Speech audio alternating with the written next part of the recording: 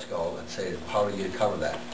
Are you asking me, sir? No, anybody. I want to know how you cover that for state requirements. You can waive it. You can waive it. You can waive it for that. Have we ever had anyone say they weren't going to take PE?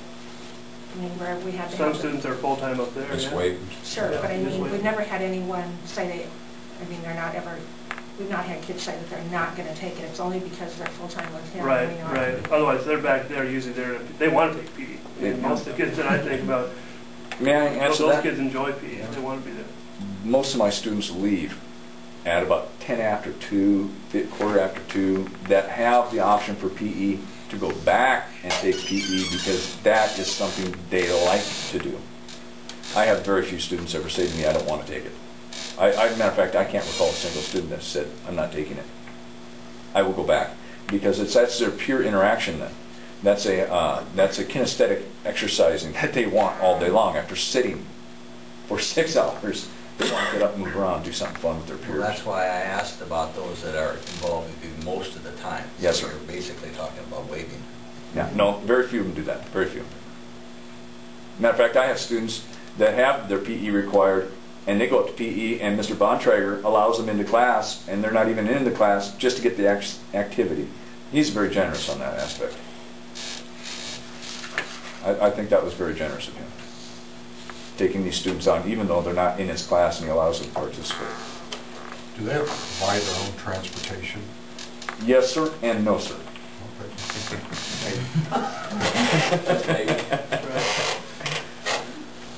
Basically, there are some kids, we've got a bus that comes up here at, leaves the high school after second period, 9:55, and they do bring a couple of kids up. Those sophomores that don't have a license, yeah, they're brought up here. And it works as a schedule for us to be able to do that. It's not a bus. It's Or, a I'm sorry, it's car. a Suburban, yeah. Yeah, I'm sensitive to transportation Okay. these days. It's a vehicle that brings them up here. But most of the kids, no, they do drive up, and they'll carpool or something like that to get up here to the building and back again. And over all of these years, amazingly, very, very few problems ever with driving on their own. No, none of my knowledge. Well, I've had a couple seatbelt tickets, but I tell them they deserve that one, and they know it. Thank you very much. Do you need me for anything else? Okay. Thank you. I appreciate your time. It's been an honor, privilege. Do you know everyone on the board here? No, sir. No, ma'am. Doug, would you start? I'm Doug Williams. Nice meeting you. Brett will. Frank Strand, I'm board secretary. Nice meeting you. Like I said, please, if you have any interest in stopping by next year, please stop by. Chris Bass. Nice meeting you. Scott McDonough. Nice meeting you. Thank you. Good night. Thanks for coming. Thanks.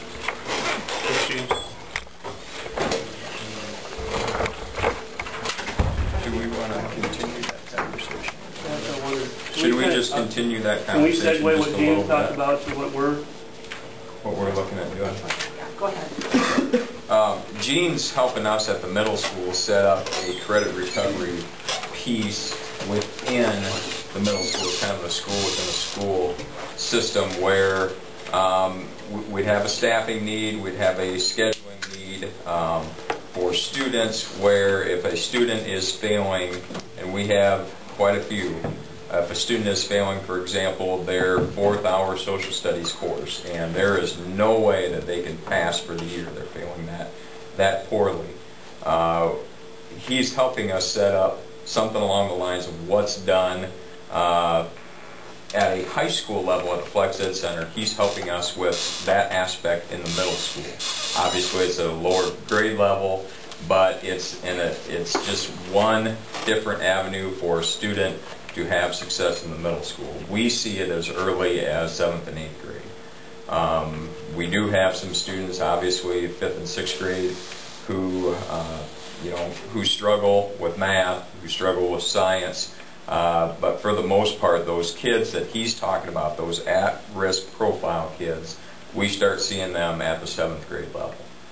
So we're looking at some type of a system within our facility at the middle school where a kid, we can make some adjustments in their schedule. If we see this going on with a certain student, We'll make some adjustments in their schedule so they're still getting their core courses, they're still getting their needs. However, for that one course that they're failing, they might take a 60-minute or a 2-period block, and they're placed in a program where they're working on online resources for that content area to get their credit taken care of for that content area. So he's helping us try to get something set up for that for the fall, actually. For the high school, excuse me, we're focusing a lot on the freshmen with some sophomores, but primarily freshmen. What we've noticed is when a freshman comes in, and that's a big transition year for them, from that 8th grade to 9th grade year. And we notice that when a student fails one course, it just kind of snowballs because now they're behind the 8 ball already, and all of a sudden it just kind of accumulates to eventually where they're over at the Flex Ed Center.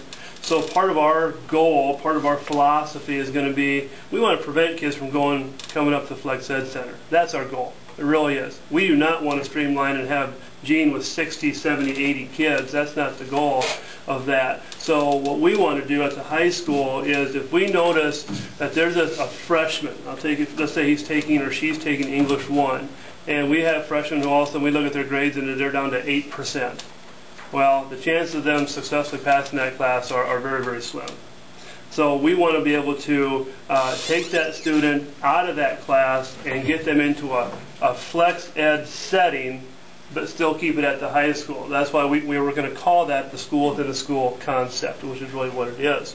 And then they would be under the supervision of Teresa Ewing, who is our at-risk coordinator, but Gene would coordinate the course material.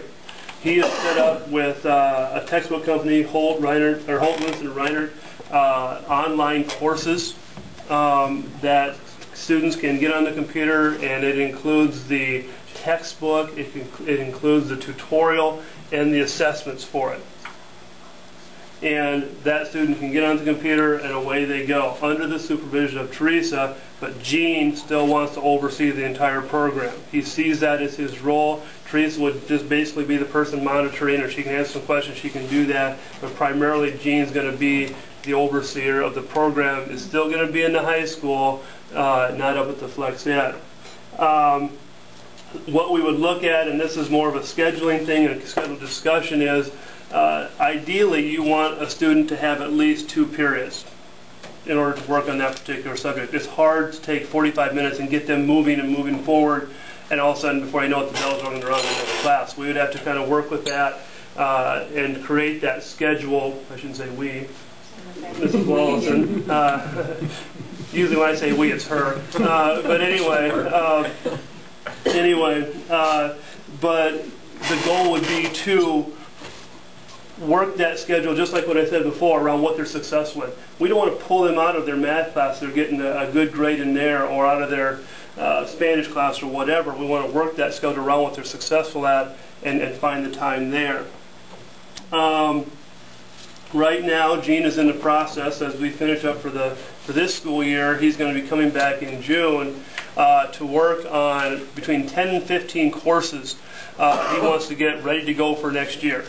There will be 9th grade math, 9th grade social studies, 9th grade English, and a 9th grade science, which is health, is what he wants to develop as part of getting that ready to go. So next year, when we develop that situation, we can move on and act on it and get that kid the intervention that we need.